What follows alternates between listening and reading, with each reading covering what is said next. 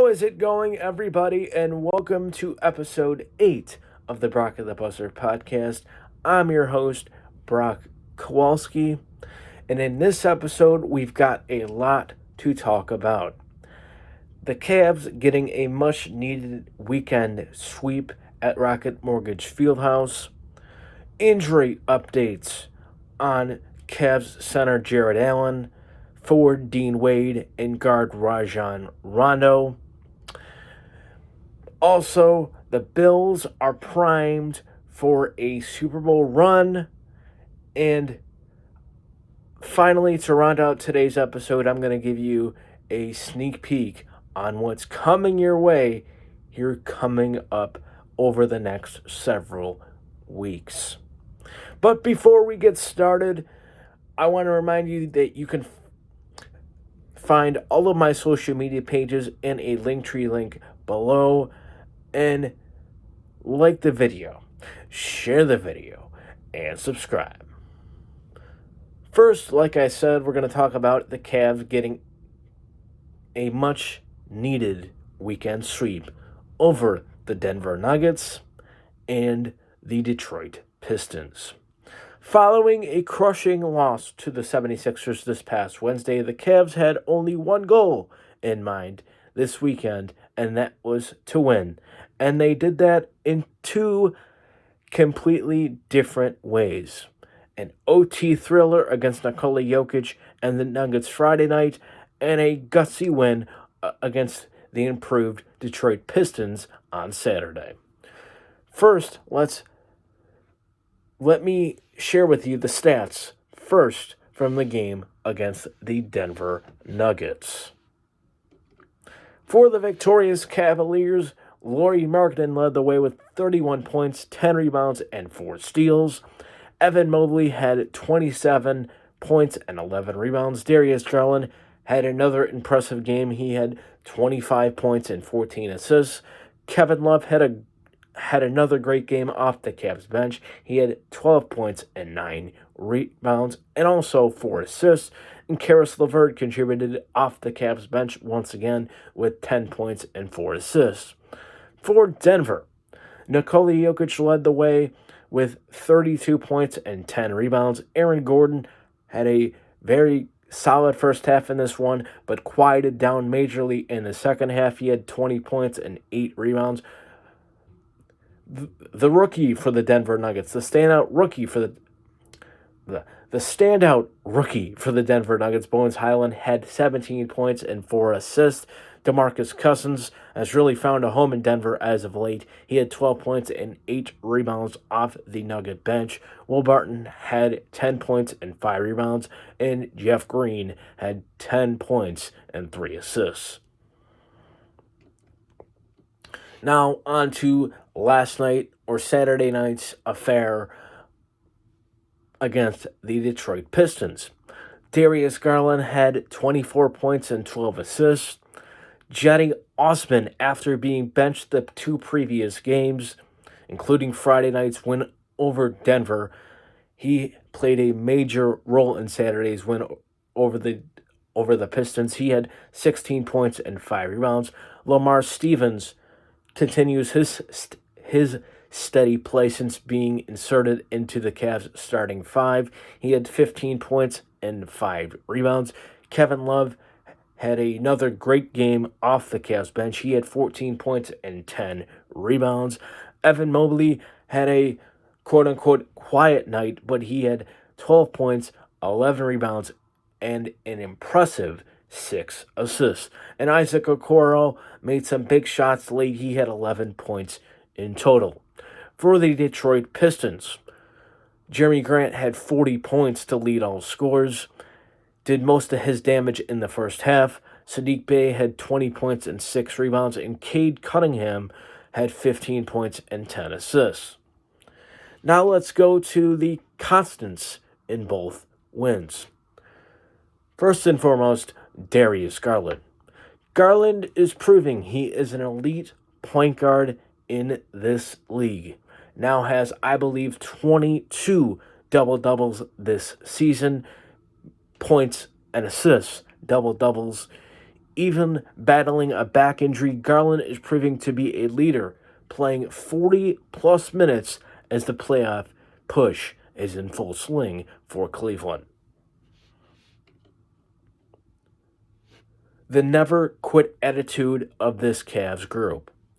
Down 10-plus in both games and being able to continuously stick together as a group night in and night out, battling injury just shows you how bright the future is in Cleveland and is the reason why this team will not be out of any playoff game, as the playoffs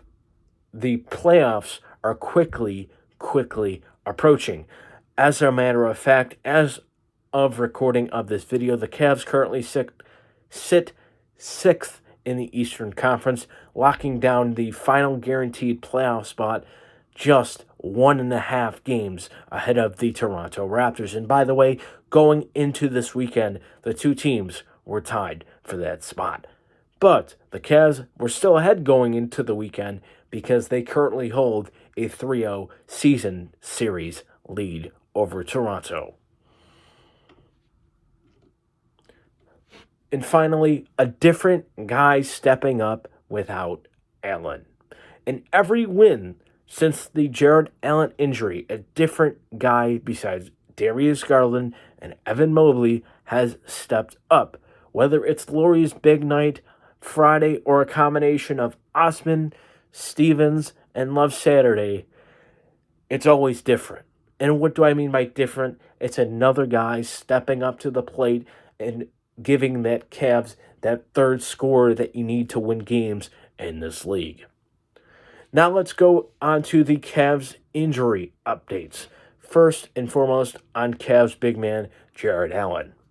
Allen remains out, recovering from his finger injury, but Allen will not have surgery right now. That was reported earlier this week that we have not covered yet on the podcast, so that's why I'm covering it now, by Chris Haynes of Yahoo Sports.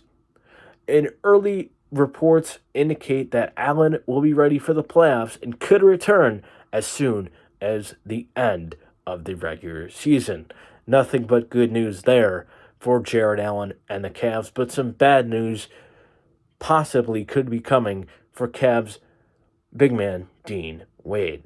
Wade remains out with a knee injury, and there is fear within the organization that Wade has suffered a meniscus injury, much like teammate Colin Sexton.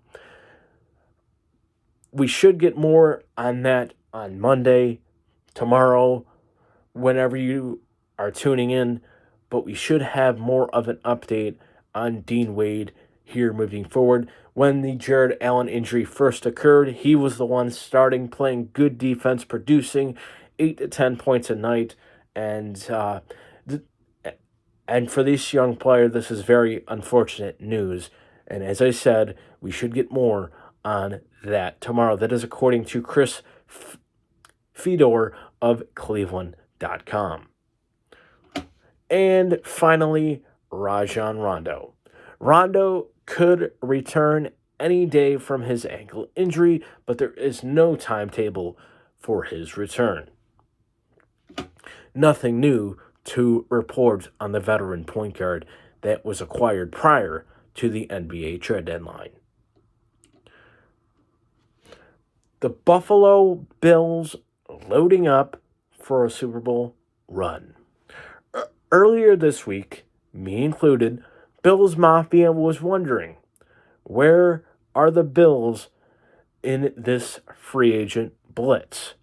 But Brandon Beane had one gem up his sleeve when on Tuesday night, he added two-time Super Bowl champion Von Miller to a 6-year, $120 million deal.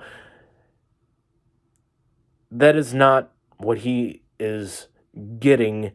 If you want to see a full contract breakdown, you can go on to many insiders' Twitters or mine. I just break down what he was owed due at signing. So if you really haven't seen that just yet, If you haven't already, think you're kind of in the weeds on the Bills a little bit.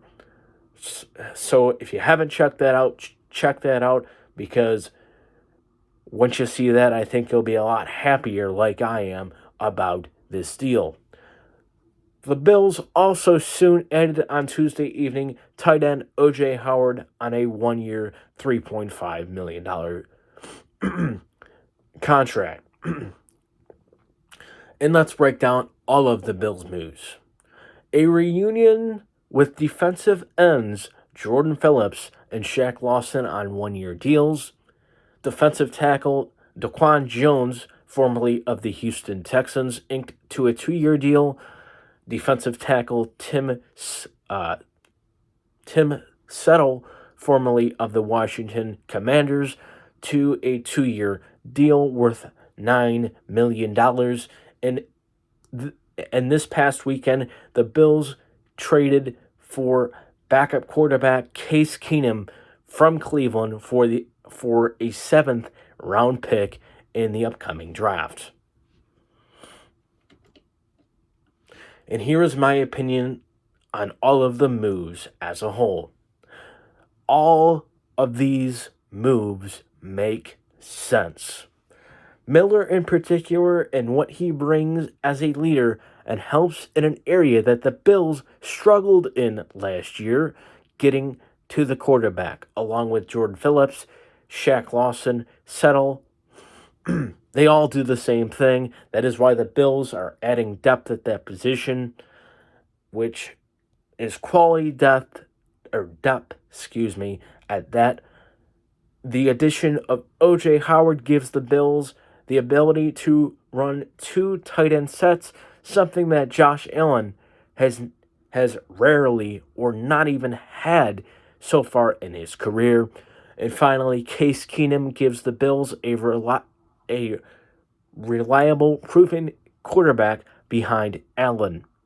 Yes, the Bills did also lose some key pieces in this free agency period, including Cole Beasley, who was released. Star Tulele was released by the team as well this week. Levi Wallace signed a 2-year contract in Pittsburgh. Harrison Phillips got his bag from the Minnesota Vikings. Very happy for him. I believe it is a 3-year deal in Minnesota for Harrison. So there's obviously some holes to fill on this roster still, but I'd expect the Bills to only make 1 or 2 more moves because of their cap situation, but I would expect most of those holes to be filled by young players in the upcoming NFL draft. And to round out the show, what is coming up on this podcast? Some breaking news. Episodes like these will air on Thursday and Sundays now, people, because it's very tough to set aside, time to do all this stuff with everything that I want to do with friends, with family, working, soon to be school, hopefully in September. So now I finally have come up with set days during the week when these will air, Thursday and Sundays, and post-game reports will air right after Cavs games. And also, say if those two things overlap, the episode will air first, then obviously the post-game report after the Cavs game. This first instance comes up on Thursday when the Cavs face the Toronto Raptors. So what could that look like? Say early Thursday afternoon, I will upload a video, an episode, and then directly after the game between the Cavs and the Raptors, you'll see a post-game report flash on your screens as well. Now, what is coming up on the channel? A Wrestlemania Preview is coming out to your way either next Sunday or next Thursday, because WrestleMania will take place on April 2nd and April 3rd, which will include matches to watch, my picks for those matches, and much, much more. A vlog episode will also be coming your way when I go to Cleveland with a very good friend of mine, also a Milwaukee Bucks fan, so we'll be rooting against each other, so that'll be a fun watch for you guys, and that game takes place April 10th, the final day of the regular season in the NBA, so that will be out shortly thereafter, and after April 10th, I will be making an NBA playoff preview, and finally, a lot of you might be wondering why isn't he covering,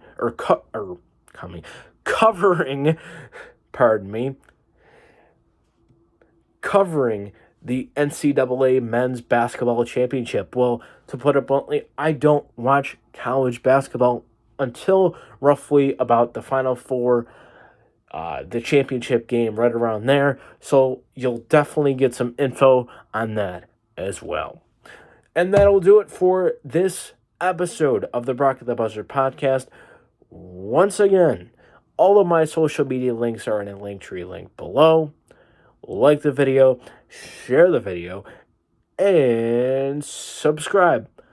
I will be dropping a post-game report tomorrow night following the Cavs and Lakers game from Rocket Mortgage Fieldhouse. So you can catch the game. I believe it is a 7 o'clock tip in Cleveland on Bally Sports Ohio and on the NBA League Pass subscription. So I'll see you all very, very soon on the Brock at the Buzzer podcast. Have a great night, and I'll see you on Thursday for yet another full episode. But once again, keep your eyes open for post-game reports, especially tomorrow after the Cavs and the Lakers.